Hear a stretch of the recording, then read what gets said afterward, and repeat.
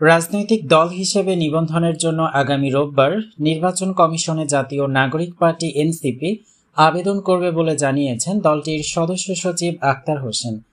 শুক্রবার রাজধানীর বাংলা মোটরের রূপায়ণ ট্রেড সেন্টারে এনসিপির কেন্দ্রীয় কার্যালয়ের দলের সাধারণ সভা শেষে সাংবাদিকদের এ তথ্য জানান তিনি।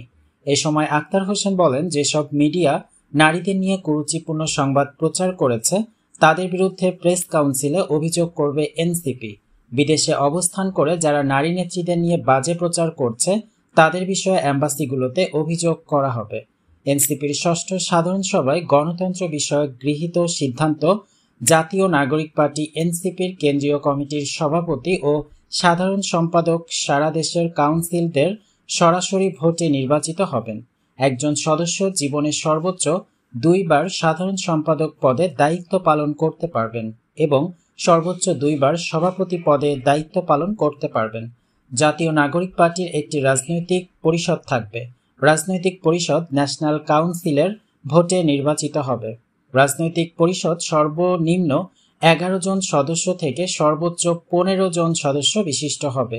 11 জন সদস্য ন্যাশনাল কাউন্সিলের ভোটে নির্বাচিত হবেন। তন্মধ্যে ন্যূনতম 3 জন নারী সদস্য থাকতে হবে।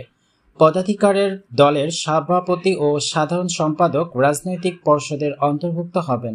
এই পর্ষদের বাকি 2 জন সদস্য সভাপতি ও সাধারণ সম্পাদকের দ্বারা মনোনীত হবেন। দলের সভাপতি ও সাধারণ সম্পাদক রাজনৈতিক পরিষদ এর নিকট দায়বদ্ধ থাকবে।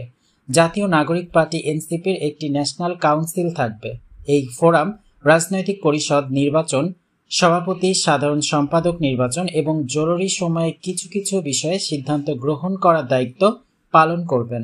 ন্যাশনাল কাউন্সিল কেন্দ্রীয় কমিটি, অঙ্গ সংগঠনের নির্বাহী কমিটি, জেলা পদমর্যাদার কমিটি থেকে 5 জন এবং উপজেলা পদমর্যাদার কমিটি থেকে 2 জন সদস্যদের সমন্বয়ে গঠিত হবে।